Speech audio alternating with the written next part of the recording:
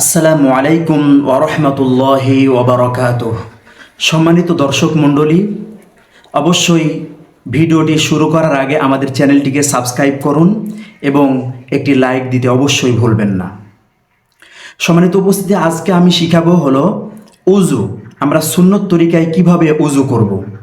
তো সর্বপ্রথম আমরা দুই হাতের কবজি সহ 3 বার ধৌত করব। এরপর আমরা মিসওয়াক করব। মিসওয়াক করার পর আমরা কুলি করব।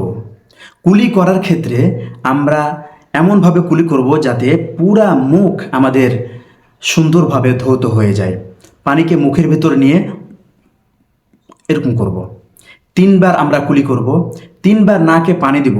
নাকে পানি দেওয়ার সময় আমরা পানি টান দিব, এরপর নাক ঝেড়ে দেব। পানি টান দিব, আবার নাক ঝেড়ে দেব, আবার পানি টান দিব, আবার নাক ঝেড়ে দেব। এরপর পুরো মুখমণ্ডলকে 3 বার ধৌত করব।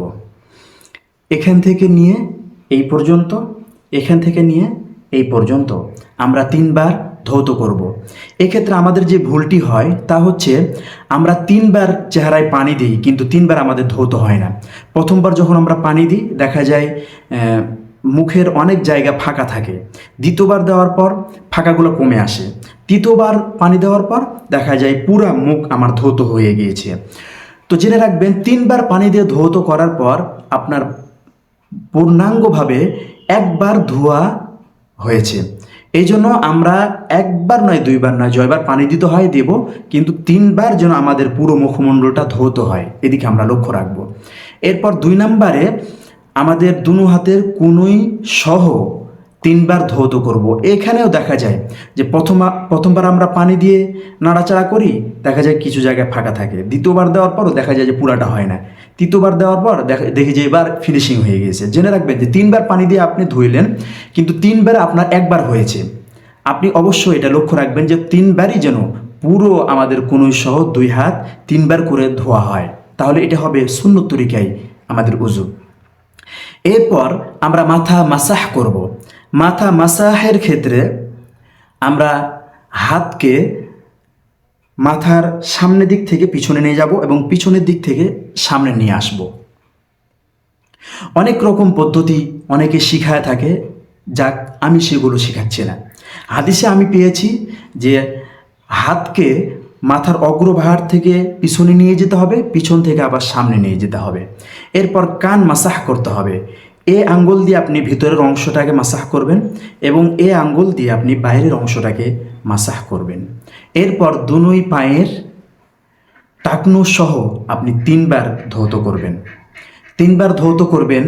আর বিশেষ করে একটা জিনিস ছুটা পড়েছে, তা হচ্ছে উজুর শুরুতে আপনি নিয়ত এবং বিসমিল্লাহ এটি বলতে ভুলবেন না, এটি বলা সুন্নত।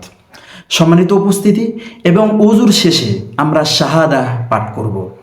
আশহাদু আল্লা ইলাহা ইল্লাল্লাহু ওয়াহদাহু লা শারীকা লাহু ওয়া আশহাদু আন্না মুহাম্মাদান আবদুহু ওয়া রাসূলুহু। এরপর আমরা পড়ব আল্লাহুম্মা জাআলনি মিনাত তাওয়াবিন ওয়াজআলনি মিনাল মুতাতাহহিরিন।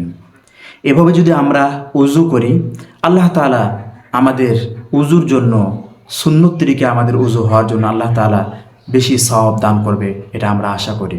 সম্মানিত উপস্থিতি, আশা করি কিভাবে উযু করলে আল্লাহ তাআলা রাজি এবং খুশি হয়ে যাবেন, কিভাবে উযু করলে আমাদের উযুটা সুন্নত তরিকায় হবে, আশা করি আপনারা বুঝতে পেরেছেন।